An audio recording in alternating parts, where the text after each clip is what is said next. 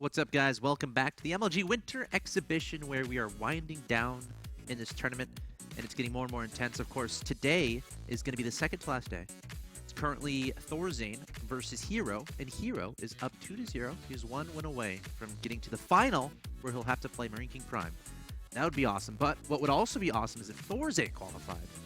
We're going to find out, but first, Full Sail University, if you're into graphic design, video game production, if you want to get into that sort of stuff, which is pretty awesome, head on over to fullsail.edu/MLG, and of course, they will throw you a bunch of info at you about what you can expect from Full Sail University. A lot of great stuff at Full Sail programs for your future education. Yes. Where you really want to consider it, especially if you're graduating coming up and you're not sure what career you want to get into. It only takes a few minutes to get more information, and information is always valuable when you're making a choice that's going to basically impact you for the next 10 years conceivably, or even longer. What university you go to is very important. No reason not to check out as many as possible. I know I personally applied to like 10 different universities when I was in high school. And you probably looked at more information. Of course. Hundreds, just looking at more info is very important. So yeah, be sure to check that out, especially if you're in gaming. And Full Sail is the official education partner of MLG, for those who didn't know.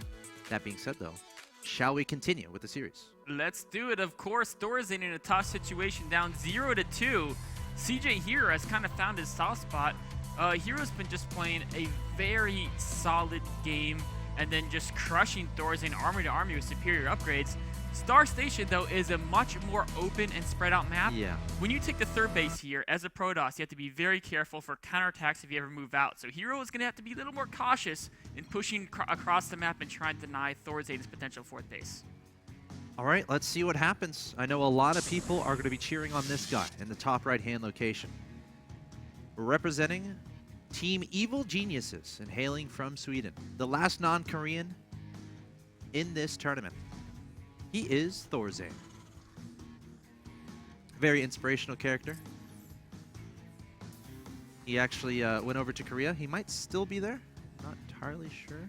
I know he's spent time. He's lived in a lot of places. I mean, of course, he's originally from Sweden, but he's spent some time in the EG house in Phoenix, Arizona. He spent more time in the EGTL house in Korea. In fact, and I think he's been in a couple different places in Europe as well. So a very well-traveled, experienced player with basically the gaming styles around the entire globe. Yeah, and it is Thursday night here in the States, but in Sweden, I think it might be Friday morning at this point. But I'm sure some of those guys have stayed up to watch. I think it's still Thursday late night. You think so? Like yeah, they're 6 hours ahead of us in Central Europe. What time is it? It's like 6? Yes, so it's like, it's close. So I might be right. Yeah. If it's midnight or past, I'm right. Of course. How can you not be right when you're talking about Thorzain? Such an awesome guy. All right, his opponent in the bottom left is the Blue Protoss player from Team CJ and Dis. Among the Pro League guys, he's definitely one of the more talked about ones. Had a phenomenal performance in round 3 of Pro League. I think he was the most winningest player. He is herO in that round specifically. That's why he's on my fantasy team. In the other rounds, he did very well as well. Yeah. He's pretty much been he's been the main ace for CJ. Of course, sometimes Hydra. Hydra is another ace for CJ. Yep. And there's a couple others, but I think herO is more often than not the ace of CJ. He's probably their primary ace player. It's a very, very, very strong Protoss player, and he's shown it already. I mean, Thorzain came off a win over Creator, who's insanely strong, but honestly, the first 2 games, herO just kind of said, well, I'm going to out-macro you and get ahead in upgrades and still have a good army and still have good tech, and then I'm just going to come at your army and bash it over the head. That's pretty much it. If you had you should be in charge of writing those TLDRs for everything. Yes. You know what that is, right? Yes, I do. I spent like probably. It took me like 2 years. Yeah, that's exactly me too. It took me like, 2 years. What does that mean? And I was always too lazy to Google it.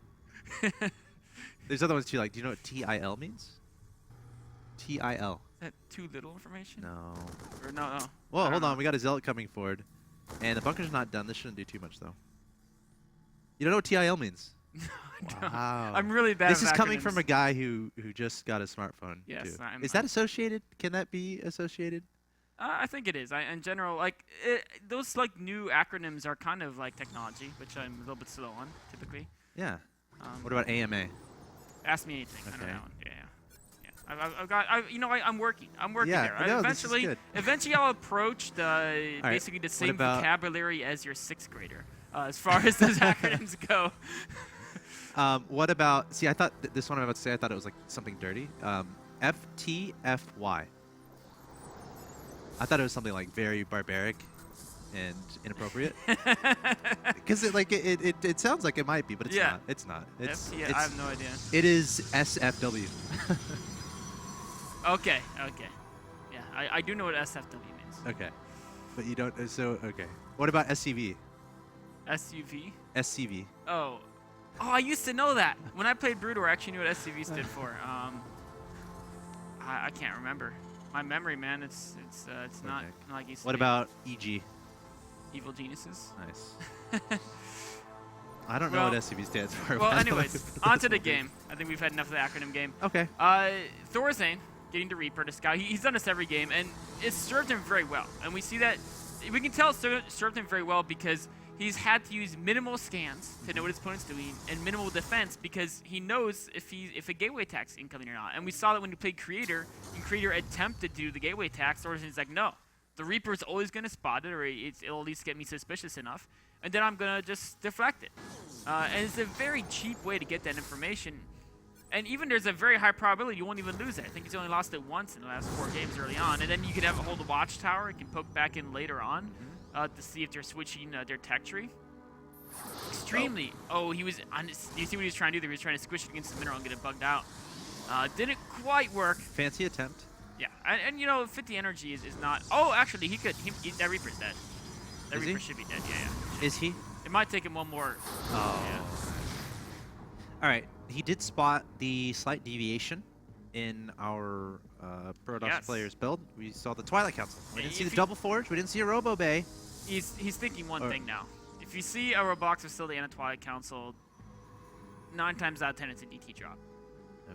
And that's a build that's getting much popular in Heart of the Swarm. It's extremely popular in Heart of the Swarm because you have the gas to, it's less of a gas commitment, so you can spread your tech more different ways. I get Robo Forge Twilight all the time, but I never do DT drop. Am I bad? Because I get it for an observer in case something scary comes. Then why do you get the Twilight so fast? I want to get charged and +1 armor. But yeah, I mean that's exactly what he's doing. In general, I think most Protoss say they'd rather delay charge, unless they're going to DTs, just because it's so much money to get Twilight and charge that early. Oh, got a little bit of a push here from Thorzain. Yes. But Photon overcharge preemptively, he's going to be fine. And making the Immortal is very smart too, because the Immortal helps out a lot against these little pushes. And it's not so much that cost for cost, the Immortal is great against Marines and Marauders. It's that a big unit, more often when you're skirmishing, it'll get damaged, and then the skirmish is over, then it regenerates. And so over the course of several skirmishes, that big unit can take a lot more damage than a series of small units when each time a couple of them die. So it's very, very useful. In fact, I'd actually like to keep it on the high ground, or maybe just, I guess Thorzain could easily outmaneuver that. The Warp Prism is waiting. The Dark Shrine is done. Now it's being activated. It's heading in. There's a watchtower there. There is, but I think he's out of vision of it. He is? Yes, he is. But oh, he just now jumped into vision. Oh, and he saw the DTs. Yeah, somehow. How did he see those? Oh, no, he didn't. I was just not on his vision. Yeah, on the factory there. Yep. Thorzain's trying to look for damage. He's not going to get it done. Missile turret is up and ready. Is it going to get focused down? Wow, the scan. But a scan. 3 DTs is a big loss. He's going to sneak away, trying to find their way to the edge of the scan. Of course, that's something you couldn't see in Weasel Liberty. And meanwhile, of course, 1 DT is still alive with natural. More units in the main. Thorzain had to scan, but the problem is he didn't have the units. His whole army was camped out in front of herO's base. There's a scan. That's his last scan. Oh, he's taking so much damage. That's his last scan, and there's still another DT. There's like a 3 turret. DTs in the main. Oh my gosh. Is this game over? No. It's not. I mean, the foods are even now. The problem is that Thorzain may eventually stabilize, but it's not like. I mean, herO's got 2 Forge behind us. He's getting Blink. He already has Charge. He's getting Support Bay. Yeah. And he's killed all the add-ons for Thorzain. So even though the food looks even now, I guarantee you, 3 minutes down the road, Thorzain's army is going to be hurting in upgrades and in production, and the damage is still being added up. Yeah. Still a DT alive, and again, no scans available. I think there might be one soon out of this command center that's being made. Oh, he even got the reactor on the starport. Reactors take so long to build. Oh, they do. Look at this. Thorzain building 4 add-ons at once, 2 tech labs, 2 reactors. SCV trying to repair he's still the getting depot. Kills. How many kills does this guy have? 5? Is he close to a corporal? I know you know all those numbers. Will be mentor for. Oh, 2 scans. Nice. Are the rankings different between Terran and Protoss? And Zerg. Zerg's different too. Oh, I knew that. The ultimate Terran rankings general. The ultimate Zerg one is. See, I don't pay attention to that stuff. I forget man. Actually. Are you one of those guys who like names his units? Like sometimes I do. Do you like put your generals in the front and like? No, I keep them in the back, man. Okay. What you do is you put the corporals in the front. You want someone with experience enough that they can lead the recruits into battle, but you don't want to lose your most valuable person. So do your generals That's get the way your? I do it the same way Romans did. You know, Romans they always have the big general. You put them in the front. They lead the charge. No. historically. The guy in charge of the whole army stays in the back, but like the guys in charge of each little division. Or each little group gets in the front. So there's like it's like the corporals and the lieutenants are in the front, and the sergeants. The sergeants are like the one right above the recruit. Those and the lieutenants are in the front, and then the generals in the back. Oh, where do the medevacs go with? Who do they go with? I don't know. They just stay above. Those are cavalry, so they stay to cover the flanks and harass the opponent's supply line. Anyway, Thorzain going with 4 medevac drop, and this is a great way to make a comeback. But it's gonna be seen. Yeah. The timing of that probe. herO's is so good, man. This guy is amazing. You know, he's working on 2-3 upgrades. Like, the thing about this guy, Sorry, getting it. I had to make a reactionary sound to that Stalker's blinking forward and almost taking down the medevac. Go on. Also, in the past game, he was ahead in upgrades because he was going upgrade crazy. But this game, he went like DT drop, Colossi tech. He still is insane in upgrades. He's still working on 2-3. He's only like, this guy is just. I mean, it's a testament to the damage done with the DTs too. It is. It is. Obviously, if that didn't happen, if Thorzain's been untouched, he's going to be much further along as far as the upgrades and tech is concerned. But as it stands, you know, Thorzain is still feeling the impacts of those DTs and Zealots. You know, Thorzain's not totally dead though. The disadvantage Thorzain has right now, in addition to the upgrades, is his production is very weak. But similar to how Thorzain plays every game, if he can avoid conflicts and eventually build up that death ball, he won't need good production if he trades extremely efficiently. So that's what he's going to be looking to do. But herO is going to be looking to maybe deny that third base. We can tell it's because herO, he's not getting Storm.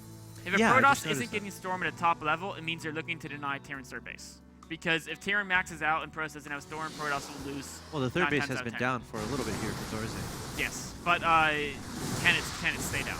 It's not a planetary. Yeah, herO's looking to time as soon as these upgrades finish. His production, right? He waited to get a ton of warp gates. 4 more gateways are just now turning into warp gates. No Vikings. Oh yeah, there's no Vikings. 2 about to pop. The Zealot count is going to be scary. If I feel like Thorzain has to somehow stall out until he gets 2-2. Yeah, 3 armor versus 1 attack is going to be. I mean, 2 bunkers are nice. They're not going to save it though.